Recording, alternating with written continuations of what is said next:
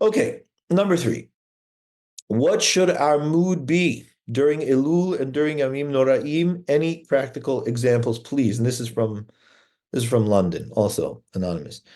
So I'm going to assume that when you say what should your mood be, that you mean mood and not mindset. And I'm going to answer your question in terms of the way that you asked it, right? So the mood is a question of kind of like what should you be feeling, right? What's the vibe of the environment? So if you think about Rosh Hashanah, well, the first thing that I'll say is that both Rosh Hashanah and Yom Kippur appropriately must be framed in terms of your relationship with HaKadosh Baruch Hu. Okay, so one of the things that people tend to do is to think about oneself in terms of their particular circumstance coming into Rosh Hashanah and Yom Kippur. And while it's understandable that people do that, it's a mistake to do that. The whole of Rosh Hashanah and Yom Kippur is not just a question of what is going on with you in your life. The question of Rosh Hashanah and Yom Kippur is what is going on with you in your relationship with HaKadosh Baruch Hu, and looking at your life vis-a-vis that relationship. Okay?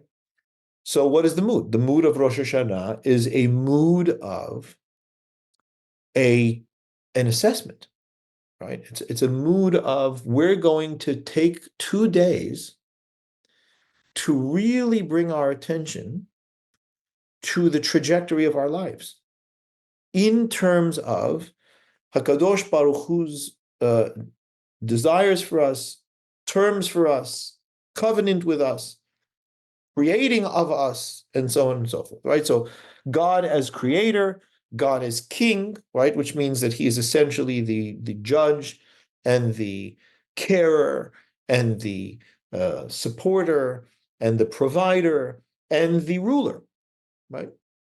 And how it is that I see myself in terms of that relationship.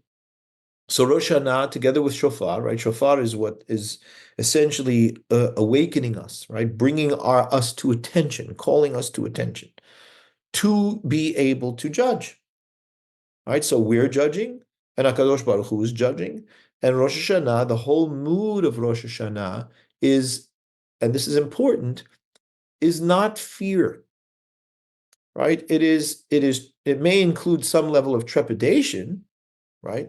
It may include some level of apprehension, and it isn't quite joy, which is why halachically we don't say to people on Rosh Hashanah Chag Sameach, because it is neither a Chag nor is it about Simcha. But we do come in with glad hearts, and we even come in with excitement. Why do we come in with excitement? Right? Why do we run into the synagogue? Why do we run towards the services and the sounding of the shofar? Eagerly, right? The mood is an eager mood. It's an eager mood with reverence. So the mood is eager reverence. Why are we eager? Because you have an opportunity of a lifetime. Imagine this, okay? Let me try and frame it. So you're asking examples. I'm going to try and frame it for you. Imagine that, look, you are left as a citizen to live your life free for the year. And you recognize that there is going to be an assessment of the top authority of your life. And in that assessment, there is going to be opportunity given to you to be able to genuinely and truly address your life, the circumstances of it, the ups and downs of it, the pluses and minuses of it, the achievements and failures of it. You are going to be given an opportunity to have an audience with the only one that can make a difference for you in your entire life and how it is that you're living in terms of that connection, right? Your relationship with this individual, which essentially is HaKadosh Baruch Hu. Now, imagine that you have problems that you need to talk about and address. Imagine that you've made mistakes that you want to clear. Imagine that you've had very significant achievements that you want to be able to bring to the altar of this relationship and offer them properly. Imagine that you have an opportunity to be able to come in and explain yourself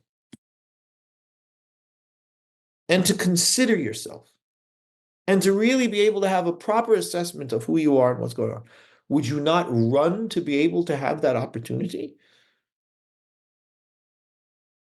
Or would you just kind of avoid that so that you don't have to have any of that mean anything or matter in your life? No, you run to that opportunity. Of course you do. So it's an eager reverence, is the mood of Rosh Hashanah, knowing that the whole milieu of Rosh Hashanah, right, the whole frame of Rosh Hashanah, is we're going to actually sit down and consider your life holistically and benevolently, right? And I think that's very important. Hakadosh Baruch Hu holds Rosh Hashanah not because he's vindictive, Has v'shalom. Hakadosh Baruch Hu holds Rosh Hashanah because he's interested in his creation succeeding, and he's interested in being able to support you, and for that matter, the relationship to whatever degree possible, given that you're interested in that happening, right? So you have to ask yourself, am I interested in that happening? Well, run to Rosh Hashanah then, because you have an opportunity. Are you not interested in that happening? Well, then you have no business on Rosh Hashanah. You can sit on the wayside and let yourself simply be passively judged like everybody else.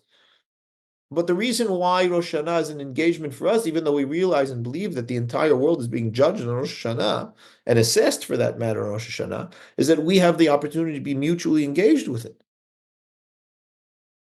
to actually have a say in how things go. And that's why the formula for us on Rosh Hashanah is Zuchrenu L'Chaim.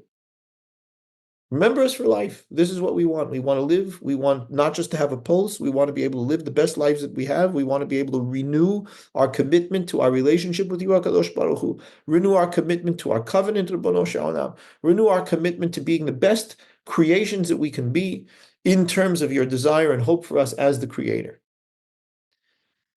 That's it.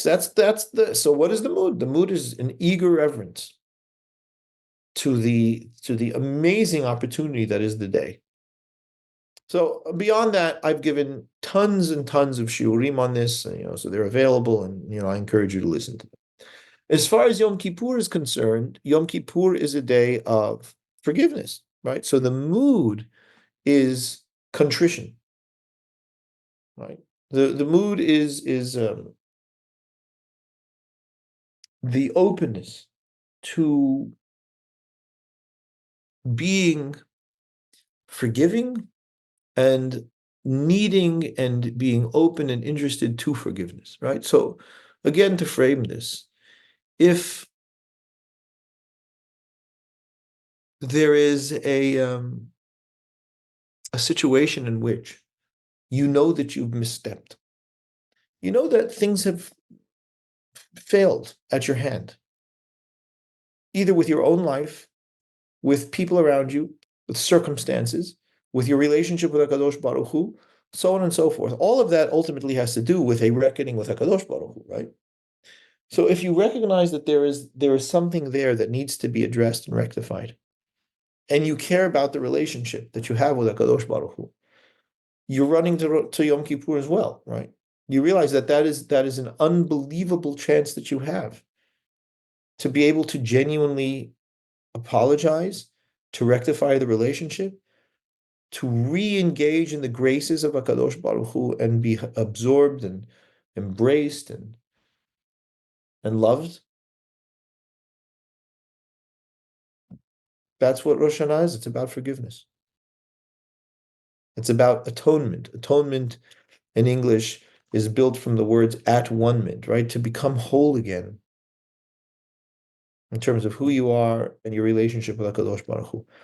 I mean, how could you not feel the unbelievable excitement and an opportunity of that? That's why the Hachamim say, I mean, it was one of the greatest days in our calendar. It is one of the greatest days in our calendar.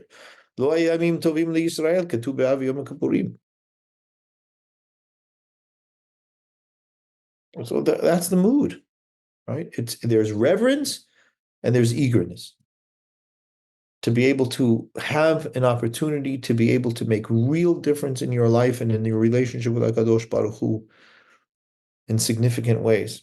and to address and rectify failures that all of us have. And the difference is that during this period of time, our Mesorah is that HaKadosh Baruch Hu is fully open to engaging with us in those terms.